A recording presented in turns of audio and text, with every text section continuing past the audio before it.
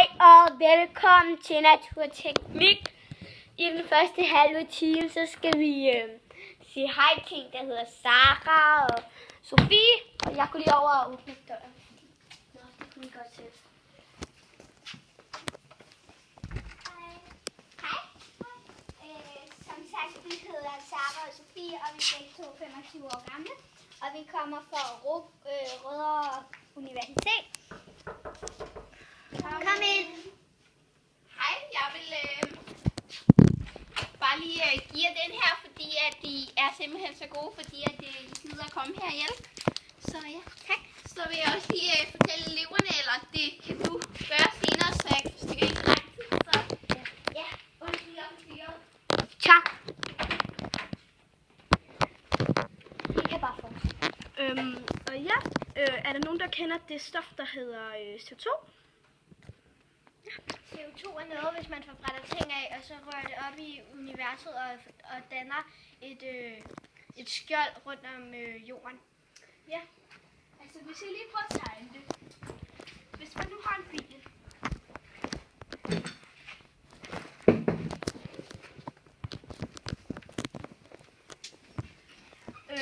og der sidder en person i, og den person skal bare lige hen og købe noget i kiosken.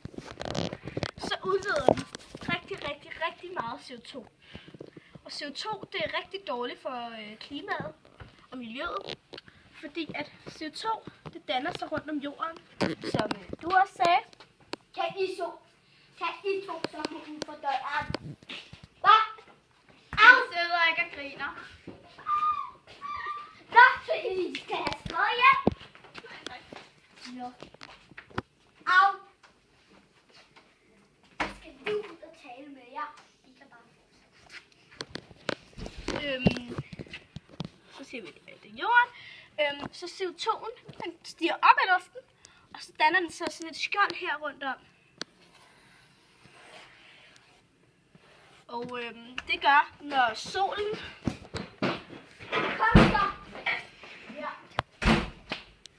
Nu kommer I fandme her.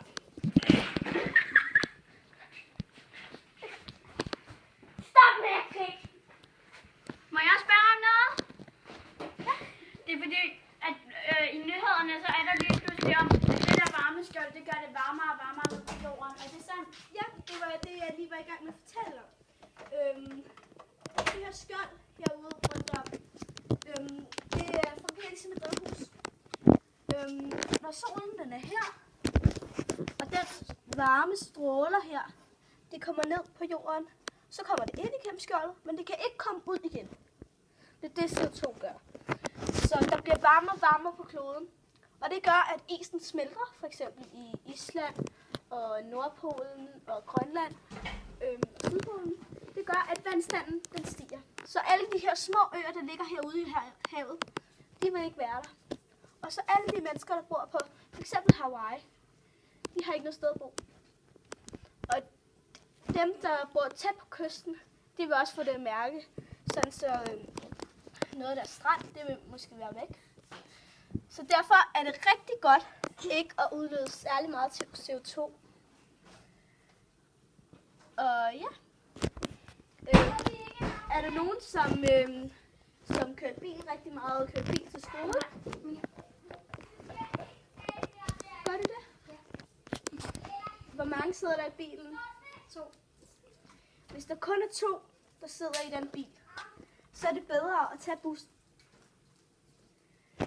For bussen, der er rigtig mange mennesker at transportere. Hvis hver enkelt menneske i bussen skulle have en bil, så vil der heller ikke være plads på vejene, og det vil udlede rigtig meget CO2. Og ja, så hvis alle tog en bil, så vil det udlede meget mere CO2. Og CO2 den gør det, at det bliver varmere, og varmere, og varmere, og varmere. Og til sidst, så kan vi slet ikke leve. Og det er ikke så godt. Så jeg vil råde jer til at tage bussen, cykle i skole, gå i skole, købe løbehjul. Og noget af det, som også bruger rigtig meget CO2, det er, når vi smider affald. Og det vil Karoline lige, eller Sara, snakke lidt mere om. Ja, hvis for eksempel glas, det er,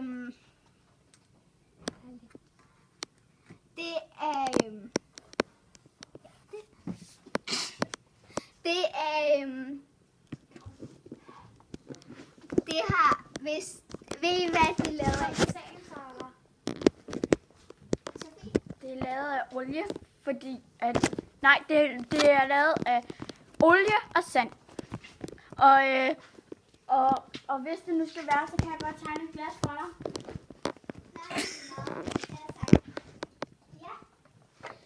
Jeg vil bare sige, at det er plastik, der er lavet af olie, og det er glas ikke. Det er kun lavet af sand og kalk.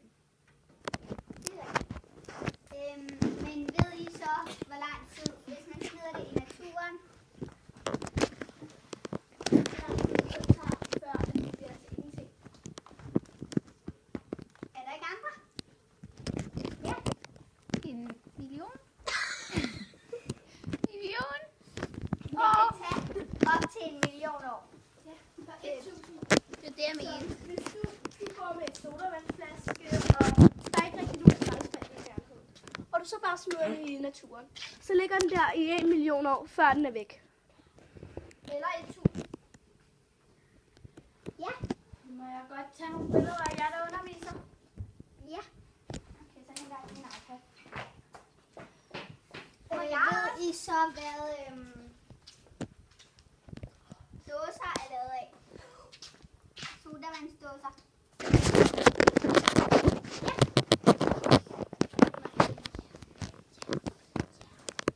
Ja. Ja.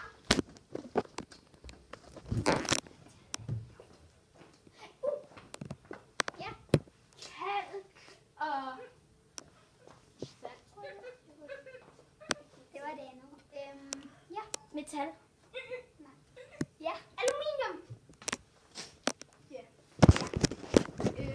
Aluminium er noget, som kommer fra en sten, som man henter enten i Australien eller Kina. Og så graver man efter den, og så kommer sådan en stor sten ud. Og ja, hvad vil du sige? Og så smelter man den, og så får man alt det der aluminium ud. Og så bliver det til sådan en dåse her. Og de der dåser der, de forurener rigtig meget.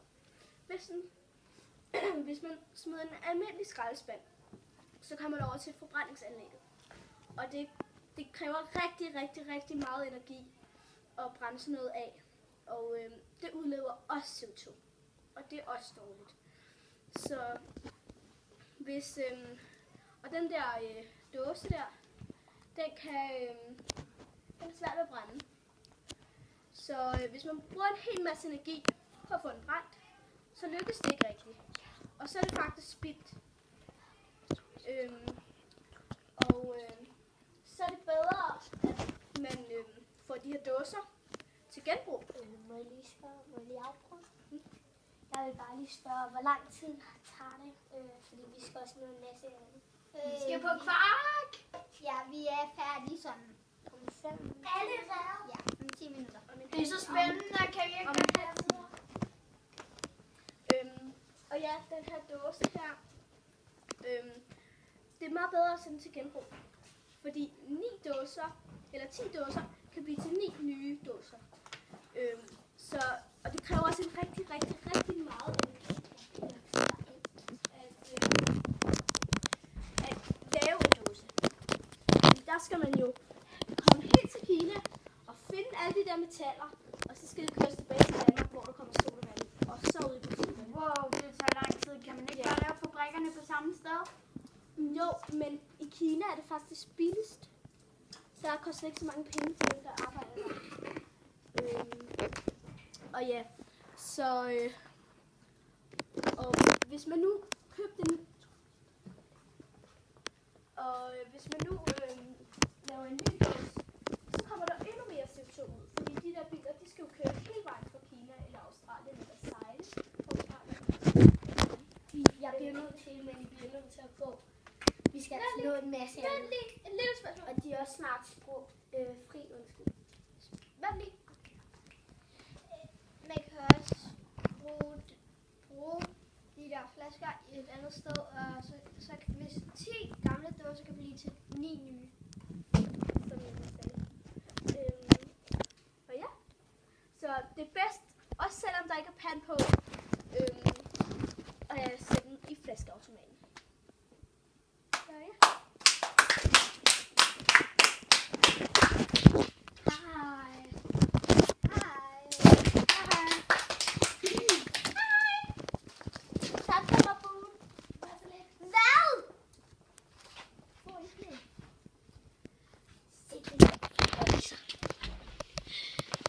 Det kan jeg godt. Kan vi ikke godt snart få fri? Vi har siddet her i en time. Vi plejer kun at have det til en halv times undervisning. Det mindste var det her spændende, som du sagde. Det var faktisk rimelig spændende, var det? Tænk, at man kan få fri om en halv time. Jeg kigger lige på uret. Kan du seriøst finde ud af det? Ja, den er Så gammelt. 13:36, så vi får snart fri. Så vi er Hvad skal fri vi så om lave et nu? kvarter. Hvad skal vi så lave nu? Kan vi ikke godt gå ud og lege? Ja, prøv at forsøge. Prøv at vente. Kan I huske, hvad CO2 var? Ja. Hvad var det? En gas. Ja, det er vist Noget, rigtigt. der kommer på biler. Det er rigtigt. Ja. Jeg skal lige simpelthen have hørt efter. Og hvad var det, man gjorde med... Hvad har du fortalt? I skal sige en historie, I har. Må jeg godt skrive det ned på min iPad? Ja, det må du godt. Har I alle sammen iPads med? Ja. Eller så dem, der har iPads eller telefoner med, kan I skrive en historie til mig?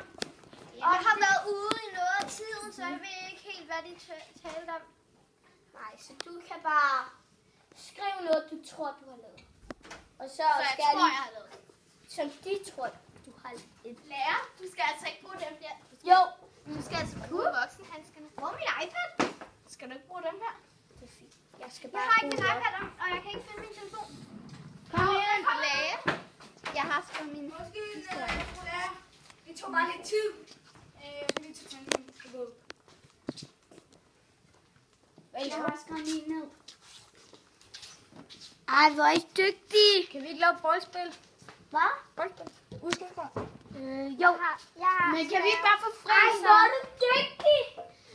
I har fri! Tak for denne gang. Freja og jeg er 10 år, og filmspiller Sofie, som læser på universitetet, og som nogle gange kommer ud og underviser i klassen. Og jeg elsker... Ej, vent lige. Hvad elsker jeg? Ej, stop den lige. Skal jeg stop? Line, jeg spiller... Nej, du glemte ovne.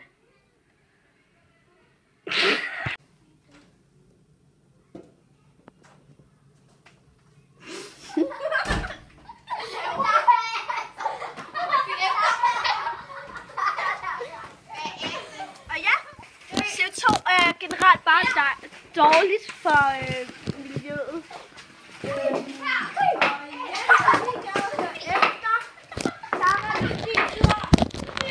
Op for satan!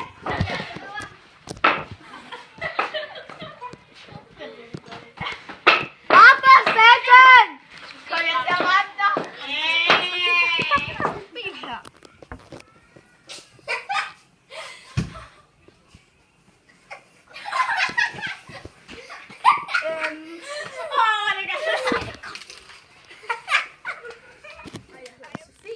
Og jeg hedder Og vi kommer fra RUK. Kom ind. Undskyld, jeg forstyrrer. Jeg vil bare lige give den her Mabu. Tak, tak. Det var lidt. Det er for dårligt, den er knækket.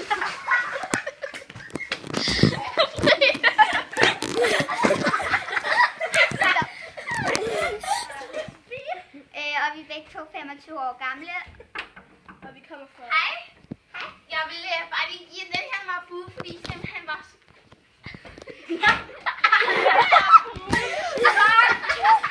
Og jeg hedder Signe, og jeg hedder Patrick. Sofie, og jeg er 10 år, bliver snart 11. Jeg spiller elev i filmen, og jeg elsker popcorn og indgjørninger. Jeg hedder Frida, jeg er 10 år. Jeg spiller inspektør og elev. Jeg elsker ridegrød, og så Det var sådan lige, hvad det var Jeg inde hedder Mathilde, jeg er 10 år, og jeg spiller elev i film. Og jeg elsker nachos og Minnie Mouse. Jeg er 9 år, snart 10. Jeg spiller elev i film, og jeg kan godt lide popcorn og Anders Jeg hedder Sille, jeg er 10 år, og jeg spiller lærer og elev, og jeg elsker nachos, og jeg kan jo godt lide Wonder Jeg er Woman. 10 år, og i film spiller Sofie, som læser på universitet, og som nogle gange kommer ud og underviser på nogle skoler. Og jeg elsker pizza og One Direction. Jeg er 10 år, og jeg har ikke nogen rolle i film. Jeg filmer bare i film. Og jeg elsker mørpandekager og fodboldspilleren. Jeg hedder Karoline, jeg er 10 år. I filmen spiller jeg Sara, som læser til universitetet, og jeg kan godt lide nachos og Neymar.